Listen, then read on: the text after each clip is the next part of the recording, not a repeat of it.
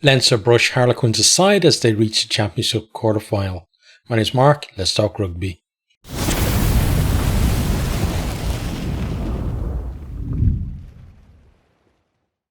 It's Harlequins who actually get the better start of the two sides in this one. Early on, Slimani pinged at the first scrum and Quins point to the post from inside the half. Halfpenny then steps up to take it, but it drops a fair bit short, it was maybe 5 or 6 meters short, I think. Then Quins win another penalty. They go to the corner. They shift the ball off the top, spread it. Looked like they might have actually knocked it on, but we play on. And then Osborne almost intercepts as he kind of juggled the ball behind his back, flipped it in front, but couldn't regather. So it's a scrum to Quins on the edge of the 22. Do another penalty close to the line for no clear release. Some big carries from them, getting them that momentum into the 22. Go to the corner again. Leinster, though, hold them all up over the line. Great defence under so much pressure in the opening minutes. Marcus Smith then tries a drop goal, having collected the drop out from Leinster, but only makes it into the 22, and Leinster are able to kick clear. Prendergast then puts Conan through a gap, and Leinster have the first extended period in the 22. In that same entry, Sheehan goes close in the corner, is recycled, and Prendergast goes over from close range to score. Conversions missed, 5 points to 0. Leinster lead, they soaked up the pressure, and then as soon as they got the chance, they took it. And that's the difference between Leinster and so many of the sides in this Champions Cup. You look at the likes of Leinster, Toulouse, Bordeaux, and a few others that are just so ruthless and so clinical in terms of taking their points when they can. Leinster then finding space in the wide channels, first with Lowe on the right, then Van der Fleer on the left. He bumps the tackler, getting within 10 metres. Leinster recycle, and then Joe McCarthy gets over to score. That's converted for 12 points to 0. Leinster then cut Quins open again out wide. Ringrose goes through a gap up the middle, then wide to Van der Fleer into the 22, and Osborne comes on the switch and he goes over to score, converted for 19 points to 0. And then conversion actually got delayed for treatment to Will Porter, who looked very dazed when he finally went off. Quins, a few early injuries, making things even more difficult for them. Kerr comes on for Porter. Leinster then attack off a scrum on the edge of the 22, and Ringrose bursts through a gap. He, just about gets tackled, and Quins get over the ball to win a penalty. Quins then look to work their way into the game, but Leinster's defence applying immense pressure. That umbrella rush defence that they have, forcing Quins carriers inside. They can't get to the width, and then they try to mix things up with a few high balls, but Keenan diffusing all of the bombs. Leinster nowhere near the best in the first half, but they produced the moments of quality of that half. Half-time 19-0. Leinster then on attack as we restart. Van der Fleer carries deep into the 22 on the left. Then we go right, but Quins manage to hold them up. We have a Timo check, but no clear evidence that Sneyman actually was able to get the ball down, so it's no try, and I don't know why we went upstairs for that, because the referee had already ruled that. Marcus Smith then not rolling away. Leinster go to the corner from the penalty. Sneyman takes the line out. They set up the maul, and it rolls around the side of the Quins defence and over. Van der Fleer to score. Conversion nowhere near the post, 24 points to 0. Leinster then go up a gear as they just rip Quins apart. They move it right to the touchline, and then very quickly back left. The hands across the front of that Quins defence from backs and forwards, just so good. Van der Fleer sets Ringrose away. He steps inside his man and then over to score, converted for 31 points to 0. Leinster then win a scrum penalty on the 10-metre line in their own half, and Prendergast steps up, spirals it right into the corner. What an absolute kick from him. Quins managed to force Joe McCarthy into touch as he looked to go for the corner after Leinster recycled after the line out. Leinster then, as I said, hands so much better this half, and they're just playing flat in front of the Quins defence, and they look like they've got all the time in the world, moving the ball really quickly and options everywhere, and lots of little kind of touch on and flick passes from them, and just keeping that ball moving, and Quins just cannot keep up with them. Then they go back to the corner from another penalty. The maul goes forward and over. Sheehan is the scorer. Conversion is missed. 36-0. Quins then stuck in their own half, and they're trying to run the ball out. And then Danny Kerr, poor guy, gets smashed by a combination of Gus McCarthy and Tyke Furlong. So between those two, probably like 5 or 6 times his weight hitting them, and it didn't feel good for Danny there, but he was fine afterwards anyway. Leinster then produced a couple of moments of magic. First, Prendergast takes a high kick, and then as he's tackled, kind of pirouettes a pass out the back of the hand. As he pirouettes, he passes out the back of the hand. Then Barrett with chip and regather, and they surge forward.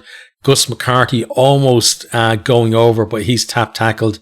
Then they've got 2 players over on the left, and they pass the ball out there, but there's a deliberate knock on by Northmore. He goes to the bin. It's a penalty try, 43-0. Leinster then go up the line from a penalty.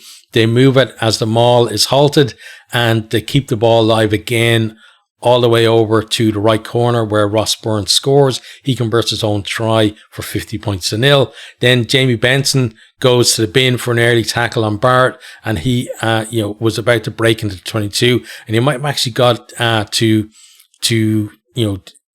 score in the corner, but I think it was fair not to give a penalty try for that one, because it has to be probable, not possible that a try will be scored.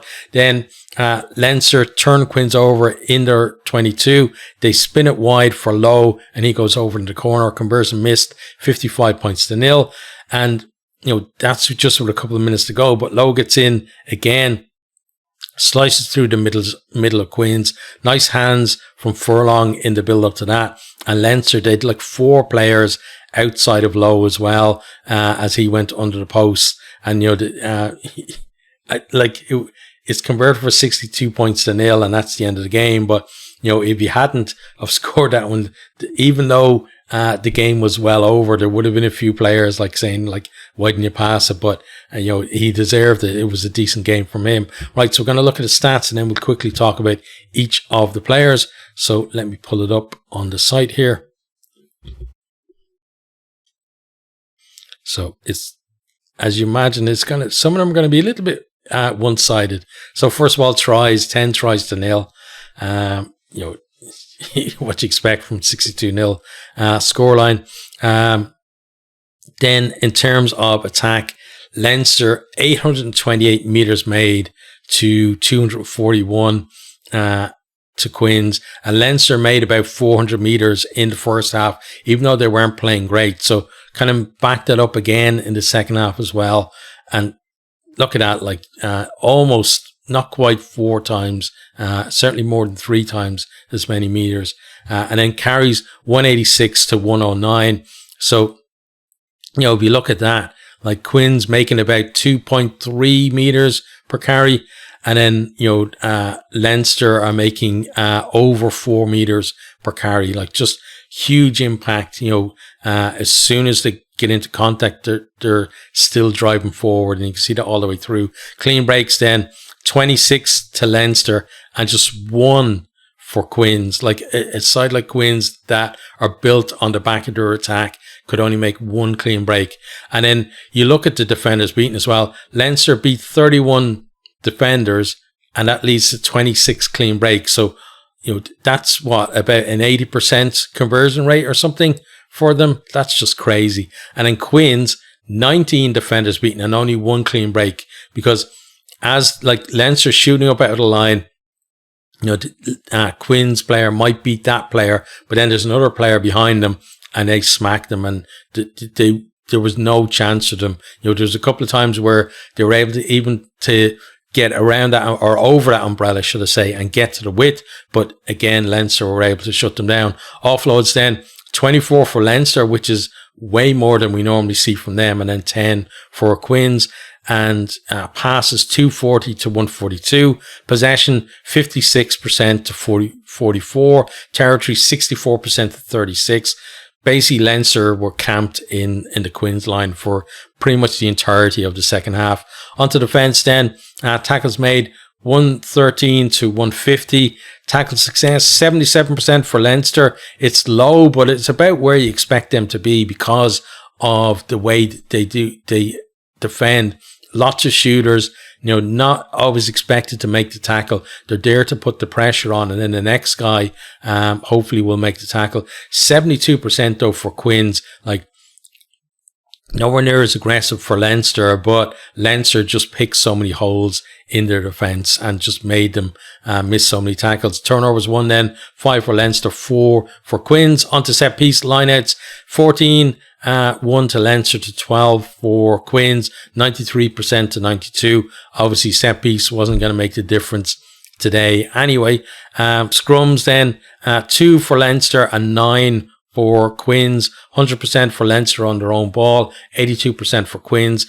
Leinster winning a couple of penalties on the Quins ball, and I think they were saying in commentary, like the first one, it was the first time that Quins actually conceded penalties on their scrum, I think, in the Champions Cup this year. So the thing as well with the Leinster scrum is it's one of those where they, I think they got pinged a couple of times as well themselves, but they seem to be happy enough with that. Like kicks from hand then, 21 for Leinster, 23 for Quins. Leinster making 622 metres to 562 to Quins, so just about shading that, and then 2 kicks retained each. Onto the breakdown then, 96 rucks for Leinster to 76 for Quins. No rucks lost for Leinster and 3 for Quins. 99% ruck success for Leinster, and it wasn't just the success, it was the speed of the ball at that ruck as well. 96 for Quins, but with slower ball. Then mauls, 6 mauls for Leinster and 2 for Quins. Maul success 83% for Leinster, 50% for Quins. 2 of Leinster's tries came directly from mauls. 5 metres made in their gained in their mauls, and just 1 for Quins. On to then finally discipline. So penalties conceded, 7 for Leinster, decent amount. 9 for Quins. Slightly more than Leinster, but again, we always talk about keep it in single figures and you're not doing too badly. But 2 yellow cards for them. Not that it mattered, because the 2 yellow cards came when the game was already well over as a contest, but it kind of speaks to their struggles overall, I think, in the game. Okay, so let's talk about the team. So Quins, they started the game well, but they couldn't score when they're on top, and that's with games like this, when you're away to the likes of Leinster or some of the other bigger teams like your Toulouses, your Bordeaux, etc., that if you don't score when you have that early momentum, they're going to come back and score against you, and then you're really behind from there on. Like, also, just something to mention as well, Quins looked like they'd given up for the final few minutes as well, and the score really blew out because of that. Last year they actually beat one of the top seeds away from home. They went away to an impressive Bordeaux side who looked like they were going to have a real impact on last year's Champions Cup. But Quins were able to, turn them over. I think it was like 42 points to 41, something like that they won away from home. But this year, that attack that their whole game is built on, just not up to it at all today. And, couple that with their struggles in defence as well, and you end up with a result like this.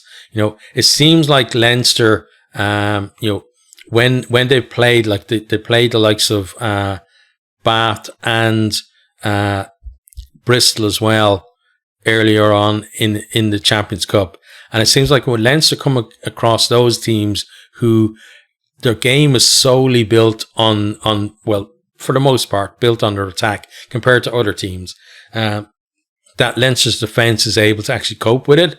And then we get like, one-sided games. And it's the same here as well. Like against Bristol earlier on in the season, like Bristol actually did well to keep it at 0-0 for a while. But then second half, 10 minutes, Leinster just went up a couple of gears and just, put the game completely to bed. And then against Bath, then, they won fairly comfortably too. But like this was an even bigger blowout for them. But Leinster, sloppy in the first half. But some moments of quality gave them that decent lead at the break. Then they go up through the gears at the start of the second half, kill the game off as a contest. And then from there on, then it was just easy for them to score the rest of their points. So, it's one of these weird ones, right? If Leinster now, let's say they get knocked out next week, people will be saying, oh, it's because they didn't have a tough enough contest in their round of 16. If they go on and win that pretty handily, you'll be like, Leinster are on fire, right? So it's kind of, it can go either way, really. But at the moment, Leinster through to the quarterfinals, and they'd obviously rather be there than sitting at home next week.